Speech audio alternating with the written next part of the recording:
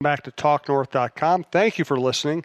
If you can, please download before you listen. It helps our business. I'd also like to thank our producer, Brandon Morton, and let you know if you'd like to sponsor this program or any of the programs on the network, you can reach me at jsouhan47@gmail.com.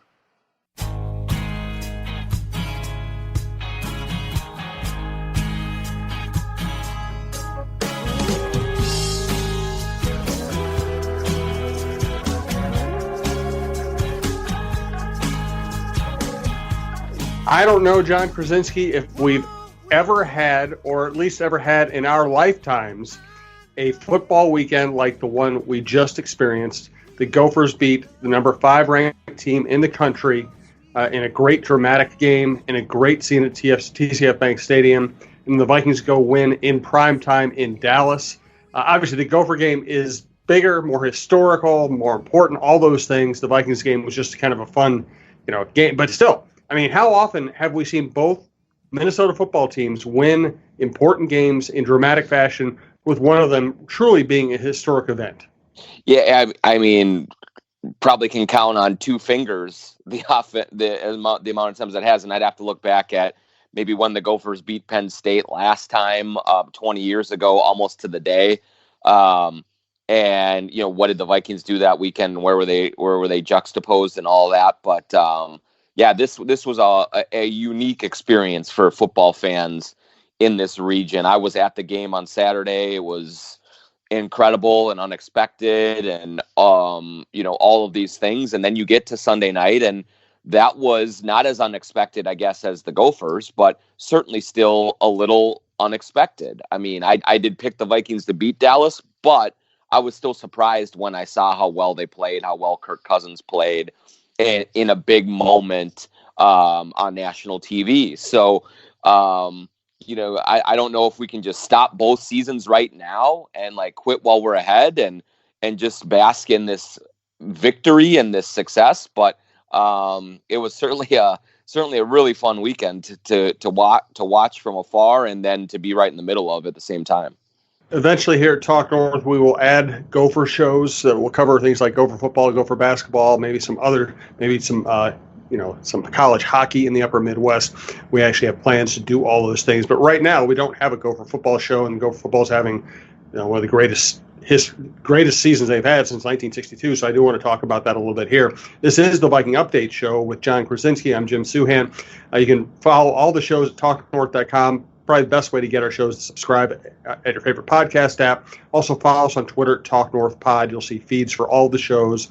You'll get live show updates. And as we build the business out, you'll be able to see what other shows we add and what other business steps we make. Well, I'm sure we'll do some giveaways at some point as well. Thanks to our producer, Brandon Morton, and our sponsors, Twill in the Dining Galleria, Tony Hoaglund, your State Farm agent who works out of Champlin, and Bite Squad, bitesquad.com. So let's do a little more Gopher talk before we get to the Vikings. I've always been of 2 minds with PJ Fleck. I've always thought I thought he was the best coaching candidate they could have gotten. I was in favor of them hiring him. Certainly when you hire a young coach, you're going to give them, years to see what they can do. So I was never I was never anti PJ Fleck as a coach, but as a writer and somebody who likes the language and hates being blitzed by slogans, I was always anti PJ Fleck trying to make me say silly things, So, but as I've written before, I'm not the target audience. Whatever Correct. He's selling to his players is working.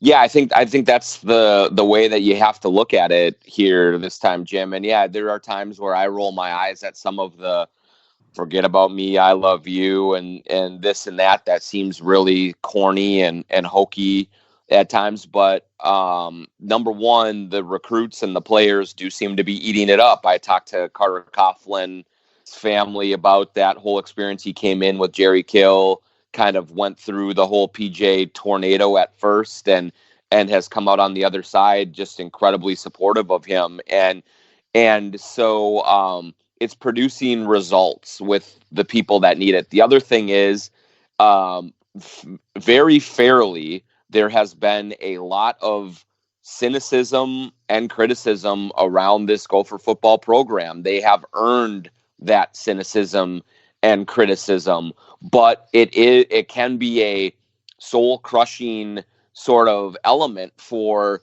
people who are not used to it. And so I do think that PJ's just relentless positivity and refusal to change his ways to kind of fit into an environment here that has been certainly more of a discerning one than maybe you would find in Lincoln or in East Lansing or college towns all over the place.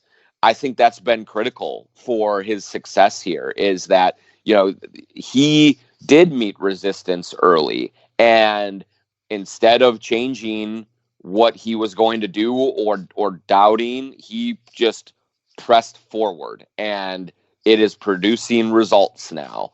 It's hard to dispute it. I mean, they were the better team on the field Saturday. That was no fluke. They were the most talented team, and they earned that victory. And so now PJ has kind of done this twice. He did it at Western Michigan. Now he's doing it at Minnesota, and the results are speaking for themselves. And so it just gets harder and harder to argue with his means when the results are justifying it.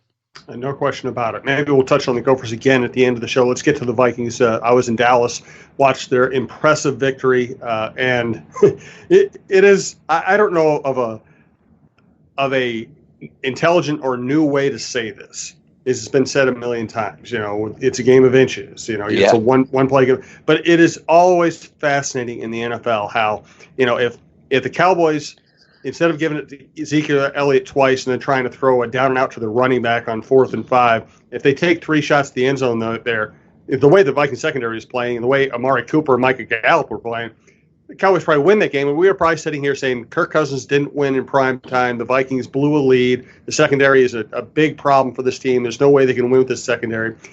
They make those plays, and now they won in primetime. Kirk won in primetime. Look at the game Dalvin Cook had. Now they're one of the better teams in the NFC. And the way they're playing at home, maybe they could. I mean, it's amazing how perception is turned on a play. It is, and we can add to that, Jim, that what if Dalvin had fumbled that pitch right at the end too? Like, right. I mean. And Stefanski's no longer a young genius. He's a dummy who pitched the ball in that situation. Yeah, and so then you also get it would have been that was absolutely Dalvin's fault if he would have dropped it. But then the narrative again would have continued. Kirk Cousins, you just can't win the big one when he really played well for most of that game. I mean, especially with the way the defense played poorly in that second half, and we're just getting chewed up by Dak Prescott and Amari Cooper and Michael Gallup. I mean, if they would have lost that game, that's not on Kirk Cousins. Like that's right. They put up 28 points on the road in a primetime game. That should be enough to win with a defense that is supposed to be really, really good. And so, I think they got bailed out a little bit by whether it's Jason Garrett or Kellen Moore or whoever was calling the plays for the Cowboys down the stretch. But sometimes you need a little bit of help like that, and I don't think you need to apologize for it.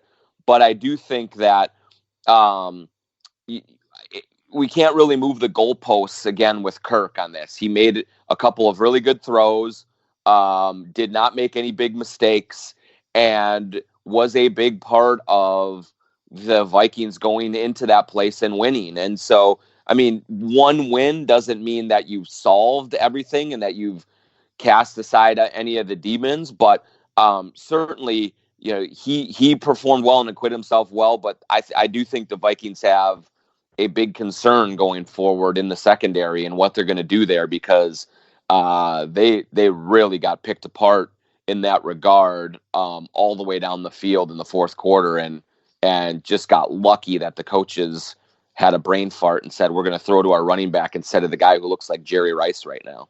Yeah, amazing. And it also reminds you that every coaching staff does funky stuff. Yeah. I mean, Pete Carroll is a great coach, and he was a great college coach, great pro coach, and he came one play from winning 2 straight Super Bowls, which very few people have done, and that one play looks really dumb. I mean, it's amazing how often all these guys under pressure will make a mistake that you can just and Jason Garrett, because the plays didn't work, looks really silly. But like you said, if Dalvin Cook bobbles that pitch, that's all we're talking about. I mean, we might be talking about that even more than the Gopher win at this point.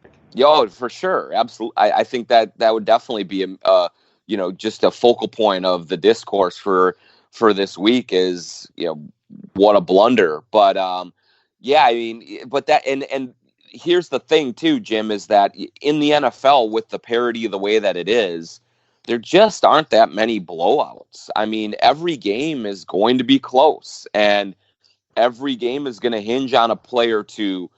Every team gets a bad call against them, or makes a mistake from a coaching decision, game management, clock management standpoint. I mean, these things happen. And so, like I did after the game kind of tweet out that, hey, good win for the Vikings. They went in and they got out of there. They did make enough plays defensively. They didn't make a ton, but they had good pressure early on Dak Prescott. Then Eric Kendricks makes a brilliant diving pass breakup on Ezekiel Elliott, to end the game there.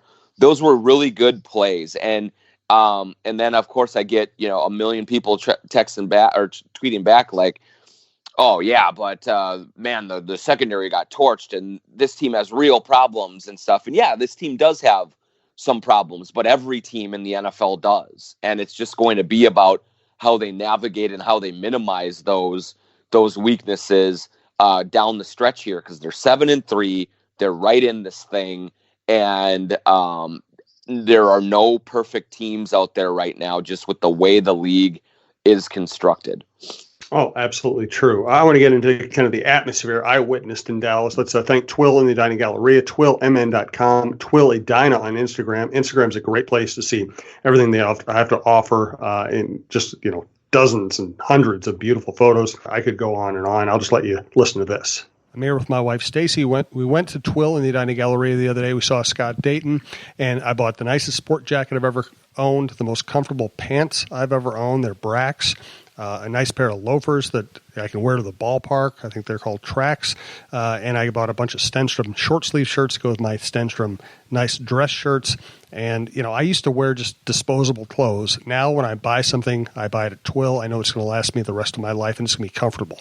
And on top of that, it's not just the best stuff you've ever had, but it's really everyday things that you can wear and that will fit all occasions. Twill in the Edina Galleria, twillmn.com, Twill on Instagram. I also found it interesting, John, covering that game.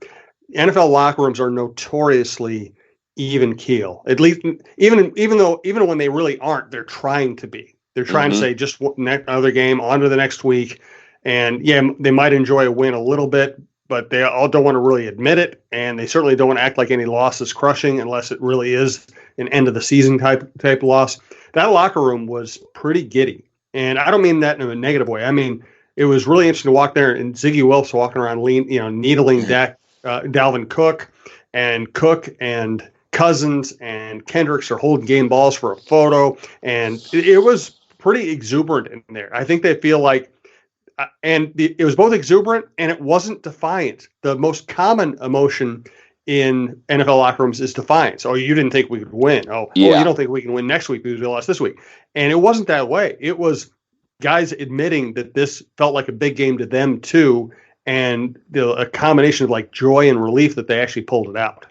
Yeah, I'm glad to hear that, Jim, because I do think that in reality, as the Vikings they went on that nice run for a month and they go down and lose to Kansas City. And yes, there were outside people asking questions about how good they really are and can they really do this? Can they go on the road and win it against a tough opponent and things like that? But you have to believe that at some point internally, there is not doubts, but just a little bit of like, hey, a sense of urgency that we have to show what we're really capable of. And there's always inside the locker room going to be a lot of confidence and a lot of belief in themselves and the chip on their shoulder. Yeah, no one else believes in us and all that stuff. But I think when you have sort of ridden the roller coaster the way that they have over the last 2 years, but even into this season, there has to be some sort of internal motivation that we know we're better than than what we've shown so far. But until we actually show it, there's nothing that we can say about it. And so